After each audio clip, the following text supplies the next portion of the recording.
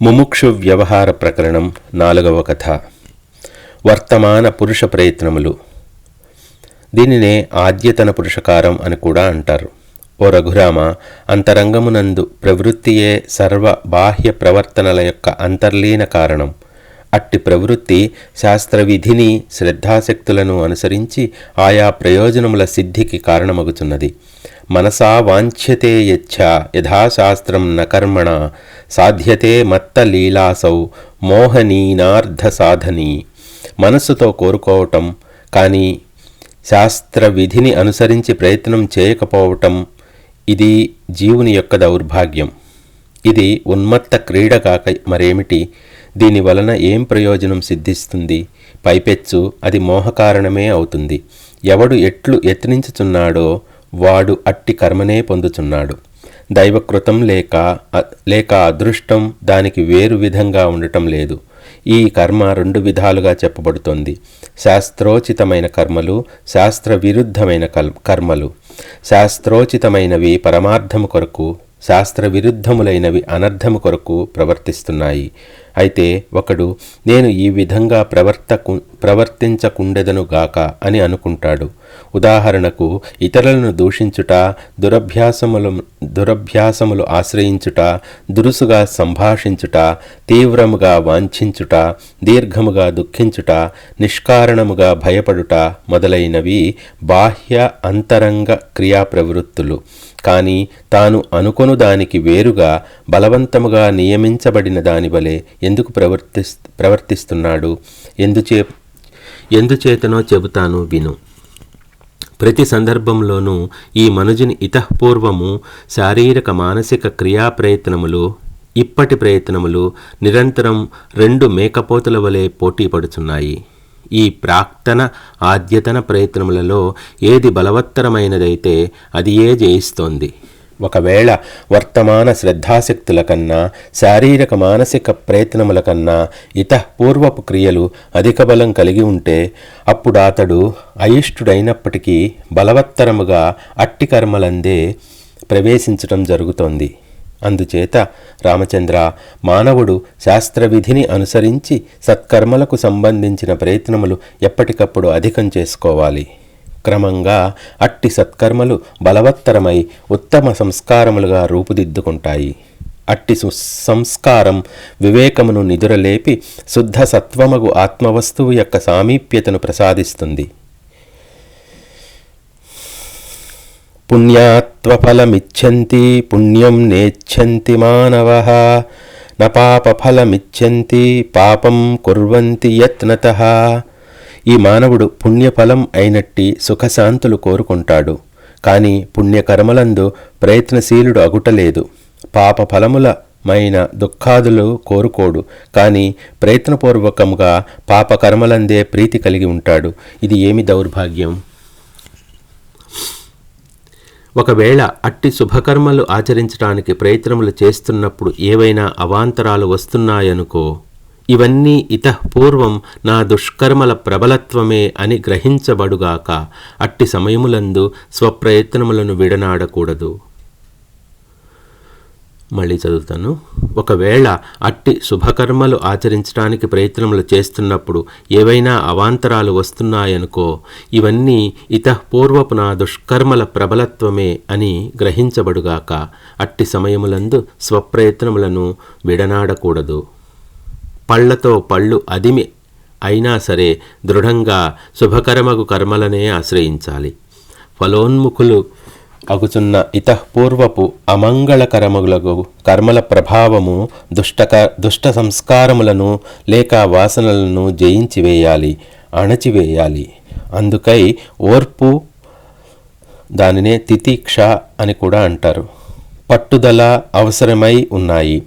విధియే బలీయమై నా చేత ఇట్టి దుశ్చర్యలు చేయిస్తోంది అను రూపముతో మరలా తల ఎత్తే మూర్ఘ భావములను వర్తమాన ప్రయత్నములచే అణగత్రొక్కివేయాలి.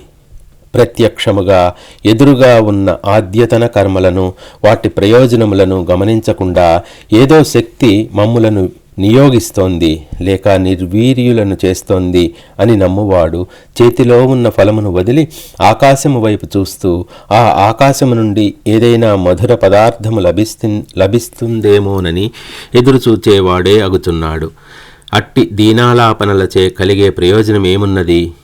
అందుచేత రామా, ఇతఃపూర్వం ఆర్జించుకొనియున్న మనోదోషములు హరించిపోయే వరకు శాస్త్రోచితమైన సత్కర్మలను శరణు వేడవలసిందే. ఓ రాఘవ, ఇతఃపూర్వపు అశుభ కర్మలు ఇప్పటి ప్రయత్నములచే జయింపబడతాయి అనుదానిలో నీవు ఏమాత్రం సందేహించవలసిన పని లేదు. జనులు ఇప్పటి వ్రత జప నియమాదులచే రాబోవు దోషములను పరిహరించుకోవటం లేదా? ఇదే మనకు నిదర్శనం. కాబట్టి నీవు ప్రయత్నములతో కూడుకున్నవాడివై ఉండు. తద్వారా నిన్ను ప్రభావితం చేస్తున్న అశుభ అదృష్టములను దూరంగా నెట్టివేయి. సంసారము నుండి నిన్ను తరింపచేయగల శమ దమములను సంపాదించటానికే ప్రయత్నించు. ప్రయత్నహీనుడు గాడిదతో సమానం. అతడు ఇహమునందే ఉత్తమమైనదేదీ సాధించలేడు. ఇక పరమునందు పొందే అవకాశం ఎక్కడా? శాస్త్రానుసారం ప్రయత్నించేవాడే ఇహ పరముల రెండింటినీ శుభప్రదం చేసుకోగలుగుతాడు.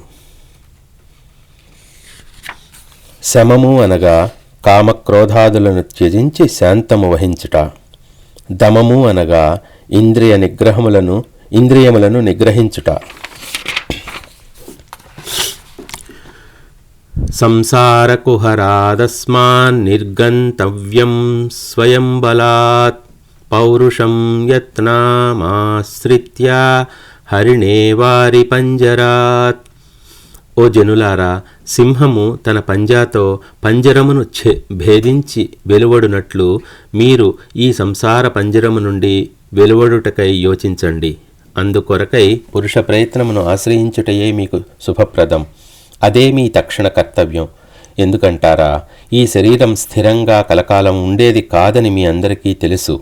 దీని అస్థిరత్వమును దృష్టిలో పెట్టుకొని మీరు విచారణశీలురు కావాలి. నాయనలారా, పశుతుల్యమగు మూఢత్వమును త్యజించండి. సాధుజన సాంగత్యము సచ్ఛాస్త్రములను ఆశ్రయిస్తూ మీ ప్రయత్నములను దృఢత్వం చేయండి.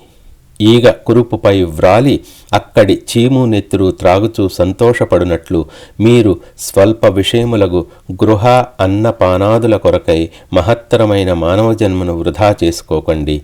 అది ఉచితం కాదు.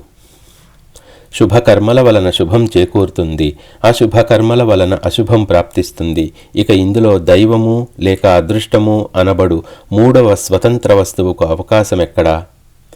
ప్రత్యక్షముగా ఉన్నదానిని వదిలిపెట్టి అనుమానమును ప్రమాణంగా స్వీకరించేవాడు ఒకానొక రోజున తన చేతులను చూచుకొని పాములు అని భావించి భయముతో బాటల వెంట పరుగెత్తవలసి వస్తుంది.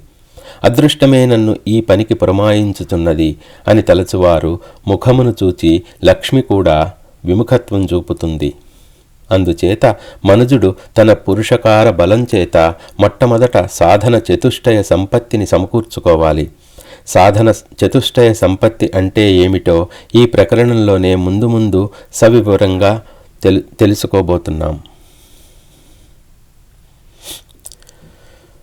వివేకమును సునిశ్చితం చేసుకోవాలి. ఆత్మజ్ఞానమును ప్రతిపాదించే మహార్థపూర్వకమైన శాస్త్రములను విచారించాలి. నేను ఉత్కృష్టత పొందాలి అనే లక్ష్యమును కలిగియుండి కూడా కొందరు అందుకు అనుకూలమైన శాస్త్ర విహితములైన ప్రయత్నములను ఆశ్రయించుటలేదు. అట్టి వారి ఆశయములకు అర్థం ఏమి ఉంటుంది? ఆ ఏమి ప్రయత్నములు ఎంతని ప్రయత్నించాలి?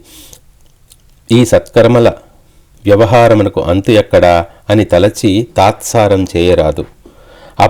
అప్రయత్న పరులు కారాదు. రాతి నుండి రత్నం ఎలా వస్తుంది? ప్రయత్నం లేనివాడు ఏది మాత్రం ఎట్లా పొందుతాడు? శాస్త్రోచోదితమైన ప్రయత్నం ఎన్నటికీ వ్యర్థం కాదు. మట్టి కొద్దీ కుండలు, దారం కొద్దీ వస్త్రము, పిండి కొద్దీ రొట్టె లభిస్తాయి అనున్నది అందరికీ తెలిసినదే. అదేవిధంగా పురుషార్థమును అనుసరించే ప్రయోజనములు కూడా ఉండటం జరుగుతోంది. చేసిన ప్రయత్నమును బట్టే ఫలితములు సిద్ధిస్తున్నాయి. బాల్యం నుండే మాటిమాటికి అధికంగా ఆశ్రయించబడుతున్న సత్సంగము, శాస్త్రచర్చ, శుభమైన అభ్యాసములు ఇవన్నీ లక్ష్యమును దృఢతరం సుస్పష్టం చేస్తున్నాయి. ఉత్తమ జ్ఞానము కొరకు తదనుకూలమైన ప్రయత్నములు చేసేదనుగాక అను సంకల్పము రూపుదిద్దుకుంటోంది. అట్లు ఆశ్రయించుతున్న స్వప్రయత్నమే మానవునకు అమోఘమైన ఫలమును ప్రసాదిస్తోంది. ఈ విధంగా ప్రత్యక్షములు, అనుభూతులు, దృష్టములు, శాస్త్ర సమ్మతములు అయిన ప్రయత్నములను ఆశ్రయించాలి. అట్లు చేయకుండా దైవము నా పట్ల లేదు, అందుకే నేను ఉత్తమ ప్రయత్నమేది చేయలేకపోతున్నాను అని తలచు మూఢజనులు జ్ఞానుల దృష్టిలో జీవన్మృతులే. చిత్రం ఏమిటంటే, అనేక అవకాశములకు స్థానభూతమైన ఉత్తమమైన ఈ మానవ జన్మ పొంది కూడా అనేకులు ఏ ఉత్తమ ప్రయత్నములను ఆశ్రయించకుండా రోజులు గడిపివేస్తున్నారు. అనర్థహేతువగు సోమరితనమే, లేకపోతే గొప్ప పండితుడో ధనవంతుడో అవనివాడు ఎవడుంటాడు? సోమరితనము వలనే ఈ ధరామండలమంతా అనేక మంది మూర్ఖులతోనూ దరిద్రులతోనూ నర పశువులతోనూ నిండి ఉన్నదని నాకు అనిపిస్తుంది. బద్ధకము, సోమరితనము త్యజించిన వారికే ఉత్తమ వస్తువు లభ్యపడుతోంది. ఓ రఘురామ, సచ్శాస్త్ర విధిని అనుసరించి సత్సంగశీలుడై సదాచారపూర్వకంగా నిర్వహించబడిన కర్మ సంపూర్ణంగా ఫలప్రదమవుతోంది. లేకుంటే ఉత్తమమైన ప్రయోజనం లభించుటలేదు. పురుష ప్రయత్నం యొక్క కర్మ యొక్క స్వరూప స్వభావములు అట్టివి. ఇదే కర్మ సిద్ధాంతము. దీనిని గ్రహించి చరించు మనుజుడు ఎన్నటికీ విఫలుడు కాడు. హరిశ్చంద్రుడు మొదలైన అనేకమైంది ఉత్తములు అనేక దుఃఖ దారిద్ర్యములు పొందుతున్నప్పుడు కూడా తమ పురుషకారమును ప్రయత్నమును త్యజించలేదు. అందుచేతనే వారు ఇంద్రతుల్యులు అయ్యారు. మీ పూర్వీకులు అగు అనేక మంది చక్రవర్తుల చరిత్రలు ఇట్టివే. బాల్యే గతే విరత కల్పిత కేళిలోలే దోర్దండమండితవయ ప్రభృతి ప్రయత్నాత్ సత్సంగమై పదార్థ విశుద్ధ బుద్ధి కుర్యాన్నర స్వగుణదోష విచారణాని. ఓ జనులారా, ఒక్కసారి ఈ యావత్తు జీవితమును పరికించి చూడండి. బాల్యమంతా అతి చంచలమైన హావభావములతో కల్పిత క్రీడలతో గడిచిపోతుంది. ఉత్తమ కర్మాచరణం సులభంగా అలవడు అవకాశమున్న బాల్యము మూర్ఘత్వంతో అజ్ఞానంతో వృధా అవుతోంది. ఈ బాల్యంలో సద్భావనలు, ఉత్తమ అభ్యాసములు ఆశ్రయించబడుటలేదు. పోని వారికి ఉత్తమ మార్గమును చూపగల విశాల బుద్ధి కలవారి శుశ్రూష లభిస్తోందా? లేదు. లభించిన అనేకులు వినుటయే లేదు. జీవితం యొక్క ఉత్తమ లక్ష్యములను గ్రహించలేకపోతున్నారు. సరే, బాల్యము గడిచిపోయిన తరువాత ఇక తాత్సారం చేయరాదు. యవ్వనము నుండే ఇది నిత్యము, ఇది అనిత్యము అని విచారణ చేయాలి. అట్టి వివేకమును అధికం చేయగల సుగుణములను అలవర్చుకోవాలి. సత్సంగం కొరకు ప్రయత్నం చేయాలి. శ్రద్ధగా ప్రయత్నించినప్పుడు లభించినది అంటూ ఏదీ ఉండదు. ఎప్పటికప్పుడు స్వీయ గుణ దోషములను పరీక్షించుకుంటూ తగిన చికిత్సాపూర్వకమైన స్వప్రయత్నములను ఆశ్రయించాలి. అంతేగాని పరుల దోషములను ఎంచుచూ కాలం వృధాపరచుకోరాదు. సాయం సమయం అయినది. ఈ రోజుకు సభ చాలించబడింది. మొదటి రోజు విచారణ పూర్తి అయ్యింది.